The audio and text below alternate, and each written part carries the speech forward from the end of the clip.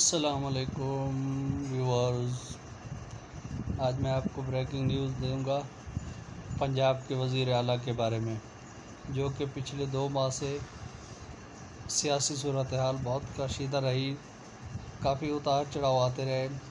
Video शुरू करने से पहले आपसे एक रिक्वेस्ट है, अगर आप न्यू व्यूअर्स हैं तो मेरे चैनल को सब्सक्राइब करें और बेल आइकन को प्रेस करें, ताकि इस तरह की हर आने वाली नई वीडियो का नोटिफिकेशन आपको मिलता रहे। चैनल को सब्सक्राइब करें और बेल आइकन को प्रेस करें, ताकि जैसे ही वीडियो अपलोड की जाए उसका नोटिफिकेशन आपको मिलता रहे और आपको मुल्क की सियासी सूरत हाल के बारे में आगाह रहें। आज की ब्रेकिंग न्यूज़ ये है कि पाकिस्तान तहरीक इंसाफ ने पिछले 2 माह से वज़ीर आला हमज़ा शहबाज के ख़िलाफ़ जो है दरख्वास्त दायर की हुई थी लाहौर हाई कोर्ट में, कि ये जो वज़ीर आला का इलेक्शन हुआ है ये गैर कानूनी है, गैर ऐनी है, इसकी ऐनी हैसियत कोई नहीं है, जिसके ऊपर काफ़ी सियासी उतार चढ़ाव रहा, जिसके ऊपर पंजाब के जो साबका गवर्नर थे उन्होंने हलफ उठाने में भी इनको बहुत ज़्यादा मुश्किलात का सामना करना पड़ा और आखिरकार उन्होंने हलफ भी नहीं लिया।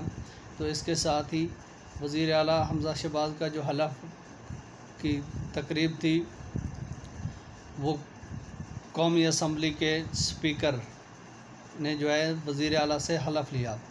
इसी सियासी सूरत हाल में बहुत कशीदा हालात रहे, काफ़ी उतार चढ़ाव आता रहा सियासत में, लेकिन कल से जो है लाहौर हाई कोर्ट ने एक्शन लिया है और इसके ख़िलाफ़ कानूनी फ़ैसला देने का